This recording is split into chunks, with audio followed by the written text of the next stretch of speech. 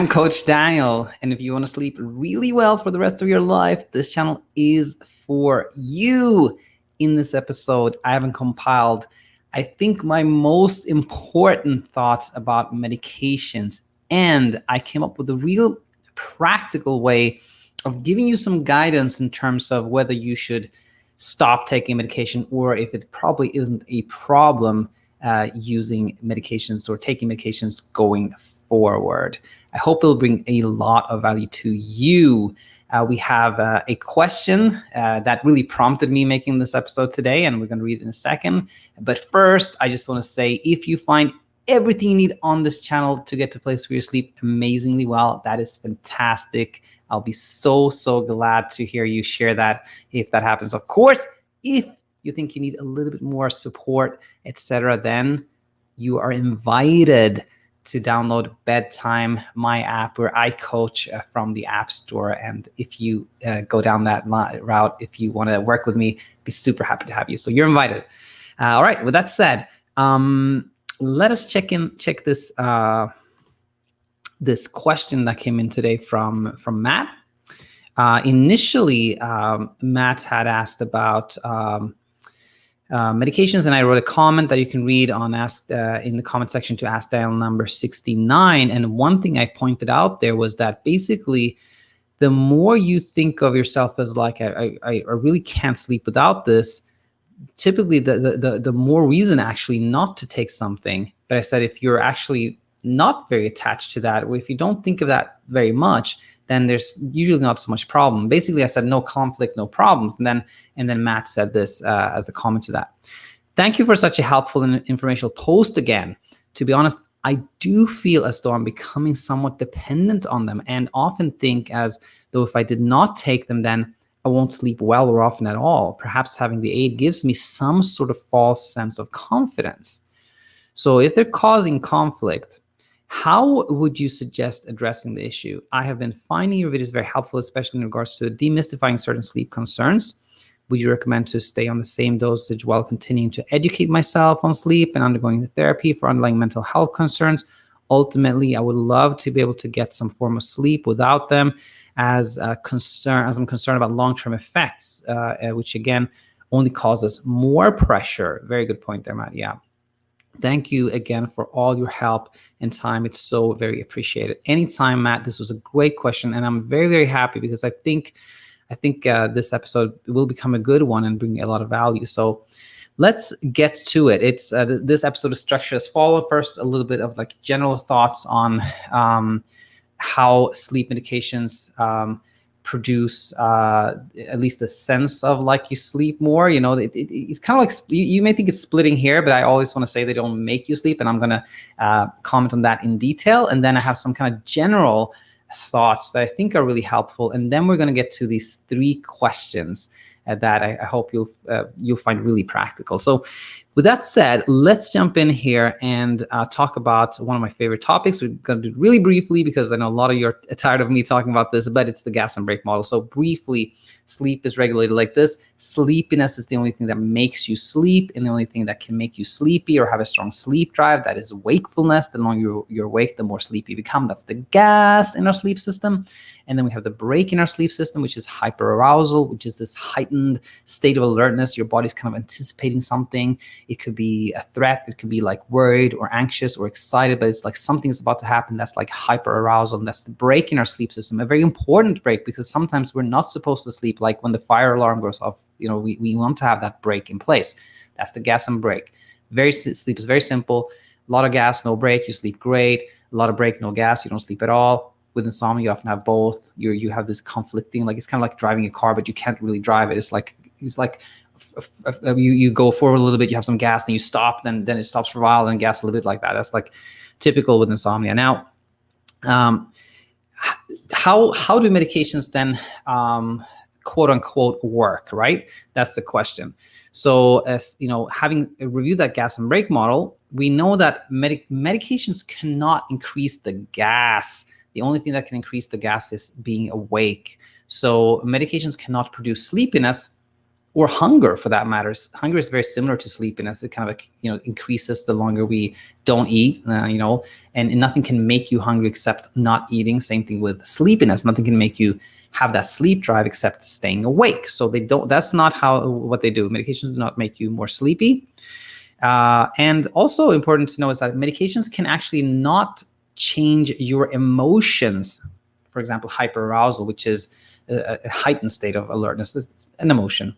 And emotions are produced by thoughts. Very briefly here, if I say a chubby little baby with like pink cheeks, you just feel good, you feel like something like really pleasant coming over you there. If I say like a big grizzly bear coming your way, you start feeling a little bit scared. So that's just a very quick proof that thoughts are what produce our emotions, and no medication can like directly change emotions. But what can they do?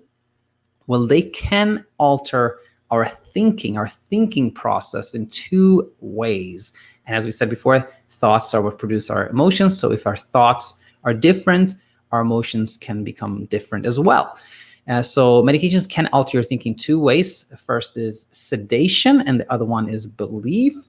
And if you think about sedation, this is if the chemicals and medications have such an impact on your nervous system that you can't really form coherent thoughts, then you can't perhaps create complex enough thoughts so you can become anxious or hyperaroused. And that's one way medications can produce less hyperarousal, by sedating and make it impossible to form complex thoughts.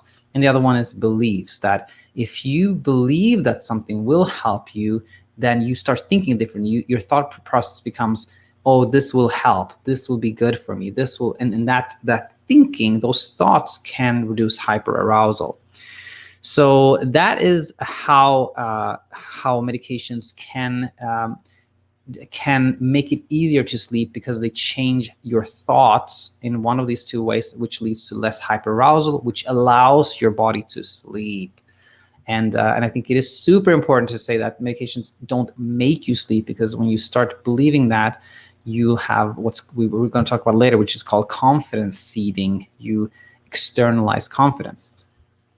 And by the way, just so I don't forget this, when I read your comment, Matt, for anyone out there that has been taking some medication for a long time and has slept well for a long time, but wants to get off of it at some point, I just want to say that internalizing confidence is very important. Just remind yourself that all that sleep you had, every second, minute, hour of it, was produced by you, not the medication. That's a good way to internalize confidence.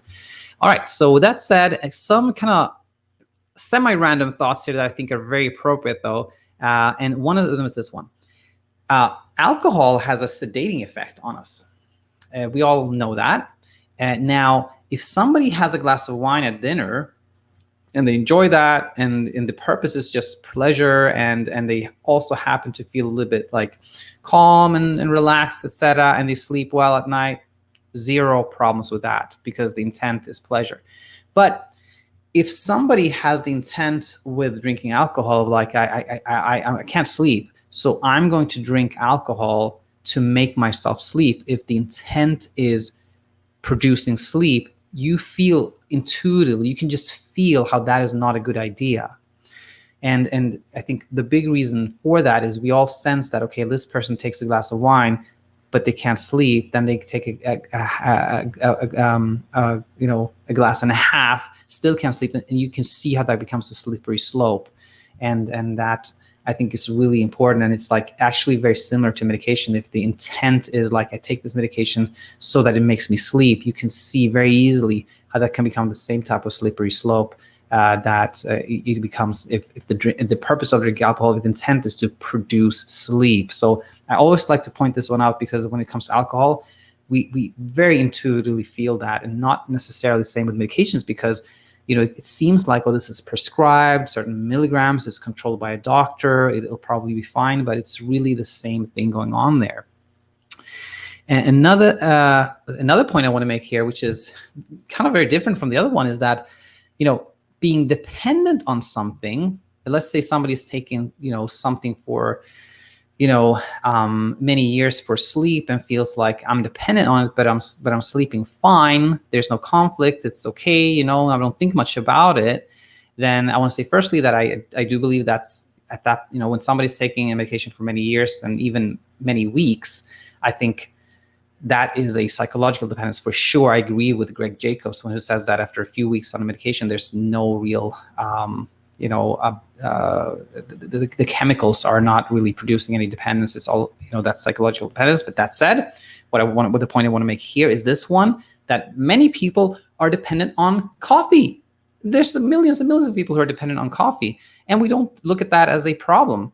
Many people would say, if I don't get my coffee, I feel really terrible during it. I need my coffee. I'm dependent on it. I get jittery. I can't function without coffee. And we don't look at that. There's no judgment there. We don't think that is odd or strange, and it's completely accepted. So we're going to come back to this later on. But here I want to point out that the fact that somebody's taking something to produce a certain effect or whatnot is nothing we should judge or think of as strange or anything like that. Millions and millions of people do that. And another important point I want to make is medications have not been shown to cause health issues. Sure, I think in the elderly there is, it's actually conflicting studies of this, but as some studies suggest that in the elderly, sleeping medications increase risk for falls, and so that's very, very intuitively you can understand why, right? But I'm talking about like Alzheimer's or cardiac disease or cancer or anything like that. Sleep medications have never been shown to cause that. Just like with insomnia, people say that insomnia can cause this or that. Well, that's never been shown. There's never been any study showing that insomnia or short sleep can cause any health problem. Same thing with medications. And I think this is important because of the conflict aspect that we're going to talk about later. Okay, very good. So I think we are ready for the 3 questions. We're ready for the 3 questions, okay? So these are yes and no questions, and we'll go over like how to interpret the results as we've gone through the 3 questions. So let's go ahead here. So the first question is this one. Do you strongly believe you can't sleep without the medication? Yes or no? If you strongly believe that you cannot sleep with a medication, then you are at real risk for what I call confidence seeding, which I mentioned briefly earlier. Confidence seeding is when you externalize your confidence. You believe or start believing that you can't sleep without this thing, this external thing, and the more you do it, like the more your confidence goes to the outside. So that is a problem with having the strong belief that you cannot sleep without medication. So here you can say yes or no, and of course take note of what you answered to question number 1. And the second question is this one. Do you feel taking the medication is not good for your health or wellness? And this is why I pointed out that there's no evidence that sleep medications cause any health issues. But that said, you may still not want to take it because you don't feel that that's good for you from a maybe wellness perspective, etc. And if you answer yes to this question, then you have this conflict of interest. You have 2 interests. One interest is that you want to sleep well, which is completely natural. All of us want to do that. But then you have the conflicting interest, which is, but you don't want to take something that you don't think is good for you. And the problem here is that if you go to bed or before you go to bed, you take this medication, you don't feel like you want to get off of it. You really don't want to take it, but then you take it anyway. There's this kind of self-judgment. You don't feel good about it. And you also have this pressure inside you not to take it because you don't want to take it. And that all of that is not good for sleep, because sleep is a passive process. When you don't think about sleep, etc., it's that good sleep happens. So when you have this conflict of interest, that is not helpful for you. So take note here if you said yes or no to number 2. And number 3, do you feel comfortable taking the medication indefinitely? Do you feel like you could take this medication for 10 years, 20 years, 15 years? It really doesn't bother you. Or do you feel like, no, there has to be an end point somewhere? I want to stop taking it when I'm done with therapy, as in Matt's case, or I want to stop taking it as soon as possible, or something like that. Yes or no? If you say yes, taking, are you comfortable taking the medication indefinitely, then you don't run into a looming obstacle. And as I'm recording this, I realized that I've made a mistake, which you're gonna see in the next one. But I don't think it matters too much. I think you'll be able to get this. Even though I made a mistake, actually we'll correct the mistake together. So anyway, going back to this, if you feel comfortable taking medication definitely, there's no looming obstacle. If you say no to this one, then you have a looming obstacle. Then you have this time point where you're gonna have to come off this medication. And just thinking about that there is gonna be a time where I have to stop taking this. That kind of looming threat, the looming challenge of that is not working in your favor. And that, it again, creates this tension that does not help you sleep. All right. So as we, let me just quickly modify the next slide here as I'm keeping you on hold. So like if you say like, yes, if you said yes to 1 and 2 and no to number 3, then let's move along here.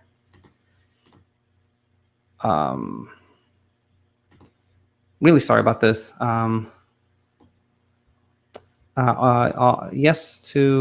Yes, if you said yes to number 1 and 2, no to 3. Here we go. If you said yes to number 1 and 2, but no to number 3, you probably should not take a medication, because you have like these 3 factors working against you. You have problems with confidence seeding, you have problems with conflict of interest, and you also have problems with that looming obstacle. On the flip side, and now I have to modify this one, if you said no to 1 and 2, and you said yes to 3, then probably no problem there. Because you don't have much confidence seeding. You don't really think that the medication is that necessary for you. So not much confidence seeding going on. You don't really have a conflict. You don't think it's bad for your health. So that's no problem there. And you don't have that. You can take it indefinitely. So you don't have that looming obstacle. So for you, it's really, I don't think there's much downside to just keep doing it. And the paradox here, of course, is that kind of like the more you think you need it, the more confident, the more you think you need it, the better off you're not taking it. And the more you think, I don't really need it, I take it, but I think I'm fine without it, the less of a problem it causes for you. So I'm sorry about the technical things there, but I hope this still brought a lot of value to you. And finally here, very briefly here, if you want to stop taking medication, there are 2 things that I think are really important. Number 1, it has to be a decision and not an experiment. A lot of people do this thing where they're like, I'm going to try not taking this. And as part of trying, of course, you're evaluating the outcome, you're self-monitoring, you're checking, when you go to bed, okay, I haven't taken it. Let's see how this goes. It's been an hour. I still can't sleep. Maybe I should take it otherwise, but I know I'm going to keep going. And then 2 hours, 3 hours, and then, oh my gosh, I was up half the night, but I'm going to keep going. I'm going to keep trying. I'm going to try to see if you can sleep without this. Second night, similar. Third night, similar. Fifth night, it's like, oh my gosh, I can't take this anymore. I got to take it. And you're back on it.